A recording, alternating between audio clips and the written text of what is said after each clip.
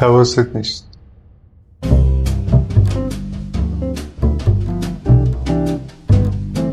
حالا شده موقع غذا خوردن پیش رفیقات یا حتی وقتی واسه خودت داشتی راه میرفتی به این فکر بکنی که اصلا نفهمیدی چی شد، نفهمیدی کی تموم شد، اصلا یادت نیاد بعدش داشتی چی کار میکردی. انگاری که داری رو اتوپایلوت زندگی میکنی، نفس میکشی، حرکت میکنی، اما فکرت کلا یه جا دیگه است. یا تو آینده‌ایه که مشخص نیست، یا تو گذشته‌ایه که تموم شده رفته. اکثر ما زندگی نمیکنیم، فقط داریم از کنارش رد میشیم. وقتی داریم با کسی حرف میزنیم فقط منتظر اینیم که نوبت خودمون بشه، بعد ما شروع کنیم به صحبت کردن، به جای اینکه اصلا گوش بدیم ببینیم طرف داره چی میگه بهمون.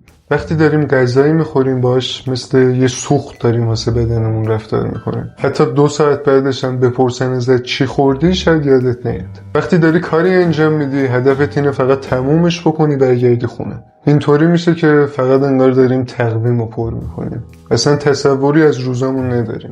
نمیدونیم چه شکلی میاد، نمیدونیم چه شکلی میره. در لحظه زندگی کردن فقط به این معنای عامیانش نیست که سعی کنی خوش بگذرونی، سعی کنی زندگی رو جدی نگیری. اتفاقا به این معناست که آگاه و کامل زندگی بکنی، با تمام حواست، احساست، تمرکزت تو همین لحظه باشی. اینجاست که میبینی چیزا دارن معنا پیدا میکنن. غذایی که داری میخوری فقط صرفا یه سوخت واسه بدنت نیست، تبدیل به یه تجربه میشه. وقتی داری با کسی صحبت میکنی تبدیل به یه ارتباط میشه. وقتی داری کاری انجام میدی تبدیل به یه فرایند میشه، نه چیزی که سریع تمومش بکنم بره. حالا چه شکلی از این اتوپایلوت بیایم بیرون؟ اولیش اینه وقتی داری یه کاری رو انجام میدی فقط اون کار رو انجام بده، تمام حواست، تمرکزت رو اون باشه، دیگه فکرت جای دیگه نباشه. دوم این که اجازه حس کردن به خودت بده. این میزی که جلوته زبر یا صافه؟ چه صدایی الان داری میشنوی؟ چه بویی داری استشمام میکنی؟ گرمته یا سردته؟ خوشحالی یا غمگینی؟ سوم این که قبل هر کاری اجازه فکر کردن به خودت بده.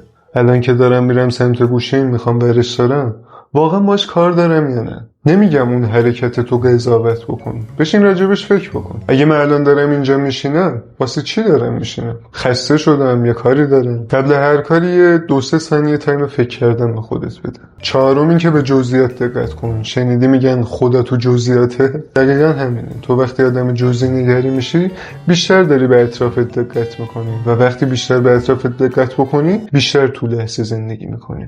زندگی مسیر از A به B نیست که سریع بخوای بری تمومش بکنی. کامل با توجه با تمام احساست تو همین لحظه زندگی بکن. یه نفس عمیق بکش، ببین دورت چه خبره، ببین چی کار داری انجام میدی. آگاه زندگی کن. چیزایی که من دارم اینجا میگم وحی منزل یا حقیقت محض نیست، صرفا چیزایی که خودم مطالعه کردم و تجربهشون کردم. حالا تو اگه میخوای به این گفته چیزی اضافه بکنی یا نظرت با من متفاوته توی کامنت هم میبینمت.